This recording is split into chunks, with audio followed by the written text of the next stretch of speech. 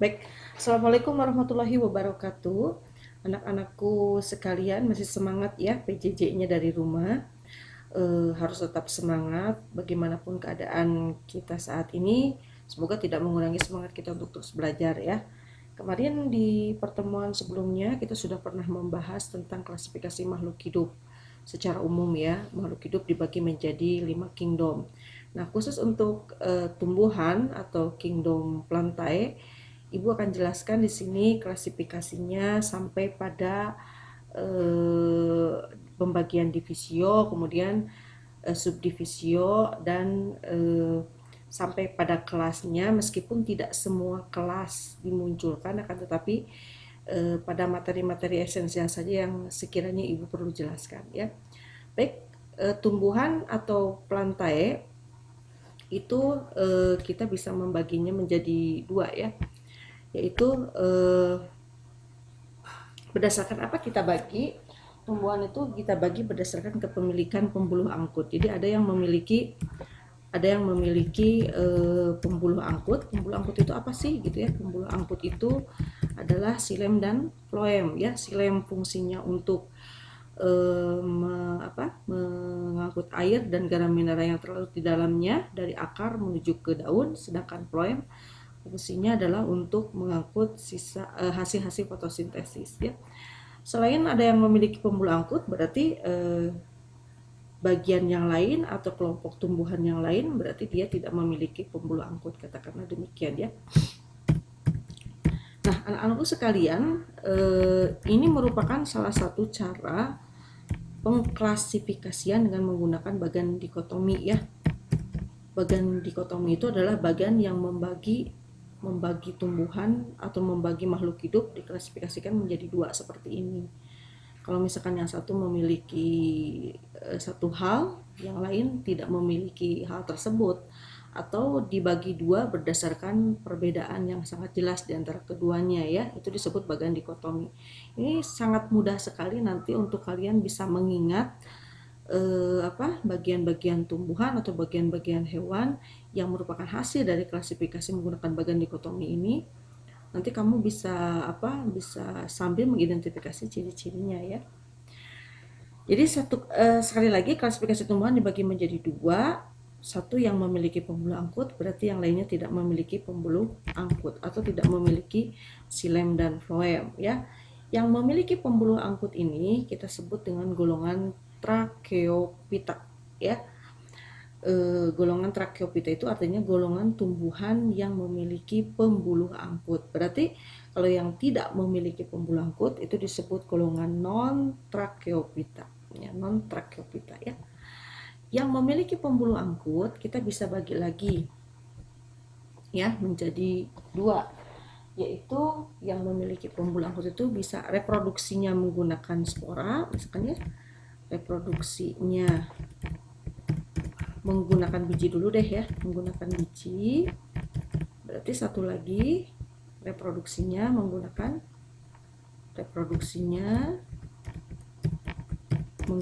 spora ya.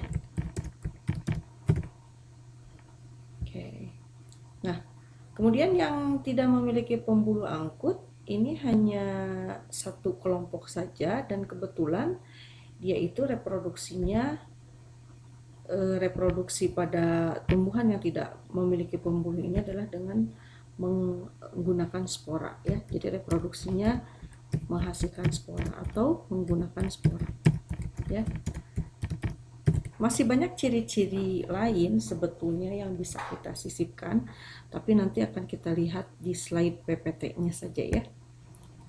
Nah, yang reproduksinya menggunakan biji ini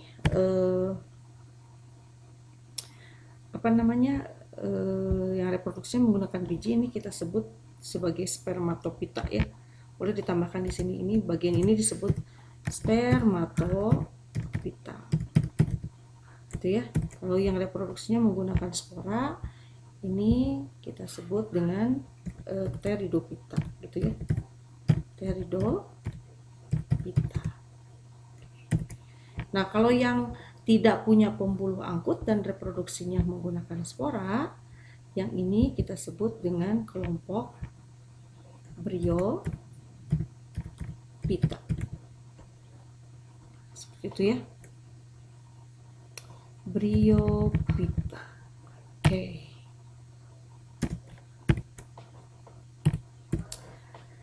Atau golongan tumbuhan lumut ya. Yang ini adalah golongan tumbuhan lumut. Nah, seperti itu. Kalau Pteridophyta tadi apa? Ini kehapus sedikit. Kita ulangi lagi, Pteridophyta itu adalah yang reproduksinya menggunakan spora juga, tapi dia memiliki pembuluh angkut ya. Boleh di sini ditambahkan. Tadi kehapus, reproduksinya menggunakan spora ya. Nah, tapi dia memiliki pembuluh angkut, masuk ke dalam golongan Pteridophyta. Pteridophyta itu golongan tumbuhan paku ya. Oke, yang Spermatophyta bisa kita bagi lagi menjadi 2H ya, yaitu golongan berbiji terbuka atau gimnosperme dan berbiji tertutup.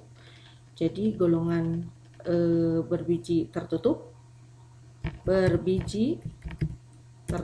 gitu ya, atau kita sebut dengan golongan angiosperme.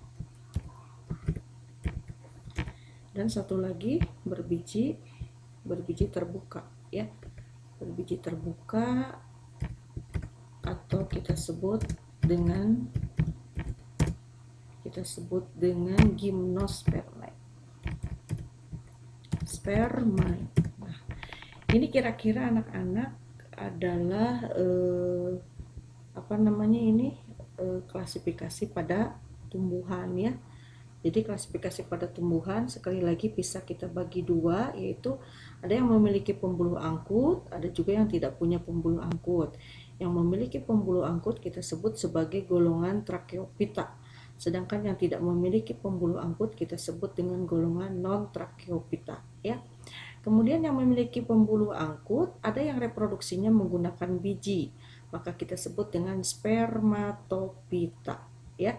Ada juga yang reproduksinya menggunakan spora, itu kita sebut dengan Pteridophyta.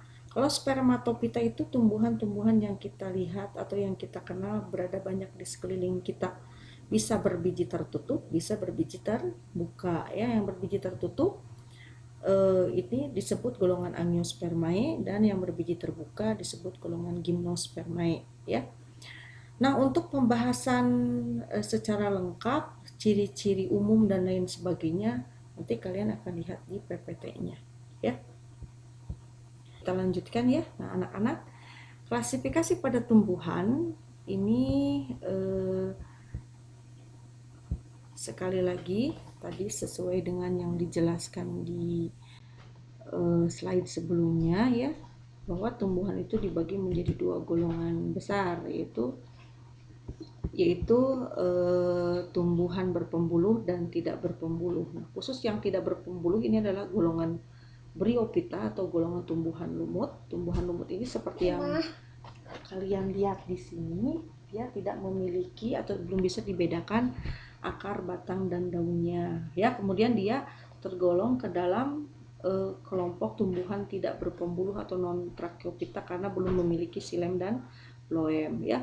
Kemudian tumbuhan lumut juga dia berkembang biak dengan menggunakan spora dan dia mengalami metagenesis. Ini tumbuhan-tumbuhan lumut yang sering sekali kita lihat dalam kehidupan sehari-hari ya. Yang di atas ini adalah golongan lumut hati, sedangkan yang di bawah ini adalah golongan lumut daun ya. Jadi Ibu tidak akan menjelaskan sampai detail pembagian kelasnya, kita hanya perlu tahu ciri-ciri umumnya saja ya. Kemudian Pteridophyta ini kelompok tumbuhan paku. Tumbuhan paku ini dia sudah memiliki pembuluh angkut, xilem, dan phloem ya. Kalau kamu melihat struktur tumbuhan paku seperti yang ada di bawah ini, dia sudah bisa dibedakan akar, batang, dan daunnya ya. Ini bagian ini disebut stolonnya atau bagian batangnya, kemudian ini bagian daunnya, kemudian ini adalah bagian akarnya ya. Kemudian dia berkembang biak juga sama dengan tumbuhan lumut menggunakan spora dan mengalami juga metagenesis ya. Cuman agak sedikit berbeda pada tumbuhan paku dan lumut dari dominasi metagenesisnya. Kalau tumbuhan paku itu biasanya yang kita lihat sehari-hari itu adalah paku itu menghasilkan spora ya. Nah, maka golongan paku fase dominannya itu yang kita lihat sehari-hari itu adalah sporopitnya. Berbeda dengan lumut. Kalau lumut fase pada metagenesisnya fase dominannya adalah gametofitnya atau penghasil gametnya, ya. Kemudian yang ketiga golongan spermatopita. Spermatopita itu golongan tumbuhan biji. Tumbuhan biji ini dibagi menjadi dua subdivisio, yaitu gymnospermae dan angiospermae, ya. Perbedaan antara gymnos dan angiospermae ini dilihat dari yang pertama adalah alat reproduksinya. Kalau gymnospermae ini alat reproduksinya masih berupa strobilus. Kalau angiospermae sudah berupa bunga seperti ini, ya. Kemudian letak bijinya seperti namanya, gymnospermae itu adalah berbiji terbuka, ya, artinya si bijinya itu tidak ditutupi oleh daging buah, terdedah gitu, terbuka, ya. Kemudian kalau angiospermae berbiji tertutup. Kalau berbiji tertutup berarti bijinya ditutupi oleh daging buahnya, ya. Kemudian pembuahannya, kalau gymnospermae pembuahannya pembuahan tunggal, kalau angiospermae itu pembuahannya pembuahan ganda, ya. Nah, ini contoh-contoh gymnospermae, ya, diantaranya adalah paku tiang misalkan, ya. Kemudian ini ginkgo biloba, misalkan ini melinjo, ya. Kemudian ada juga pinus, misalkan kalau kamu melihat pinus misalkan, ya, yang kita lihat sebagai bunga pinus biasanya kita sebut demikian. Ini adalah strobilus betinanya, ya. Strobilus jantannya biasanya berada di ujung-ujung daunnya, di ujung-ujung dahannya, bentuknya lebih kecil-kecil daripada strobilus betinanya, ya. Sedangkan angiospermae seperti dikatakan, angiospermae itu berbiji tertutup karena bijinya berada di dalam daging buahnya, ya. Seperti ini. Jadi kita tidak bisa melihat bijinya dari luar, dan biasanya alat reproduksinya itu sudah berupa bunga seperti ini. Ini contoh-contoh angiospermae, ya. Angiospermae itu terdiri dari monokotil dan dikotil, dan keduanya memiliki perbedaan-perbedaan. Diantaranya sesuai dengan namanya, kalau dikotil itu dia memiliki dua kotiledon. Dikotil berarti dia punya dua kotiledon, sedangkan monokotil dia hanya memiliki satu kotiledon, ya. Perbedaan lain adalah dari jenis pertulangan daunnya. Kalau dikotil itu biasanya kalau tidak menyirip dia menjari, seperti ini menjari, ya. Atau menyirip seperti ini juga nih, ini menyirip, ya. Seperti daun mangga itu menyirip pertulangan daunnya, ya. Kalau yang monokotil itu pertulangan daunnya sejajar atau melengkung. Jadi kalau ini ada ibu tulang daunnya, maka tulang-tulang daun yang lainnya adalah sejajar dengan ibu tulang daunnya, ya.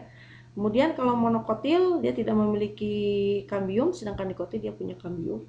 Sehingga letak pembuluhnya juga kalau pada dikotil ini cenderung teratur melingkar, kalau pada monokotil cenderung sisi lem dan phloem itu menyebar di dalam korteksnya, ya. Kemudian kalau pada dikotil jumlah bunganya itu, jumlah perhiasan bunganya, mahkota ataupun kelopaknya itu kelipatan 2, 4 atau 5. Sedangkan pada monokotil kelipatan 3, ya. Perakaran pada dikotil akar tunggang, sedangkan monokotil akar serabut. Nah, itu adalah untuk klasifikasi tumbuhan, ya, untuk klasifikasi hewan dan lain-lain sebagainya. Nanti kita akan coba bikinkan. Jadi kamu coba membuat bagan peta konsep untuk klasifikasi hewan dan kingdom-kingdom lainnya, ya. Untuk sementara itu dulu. Terima kasih atas perhatiannya. Assalamualaikum warahmatullahi wabarakatuh.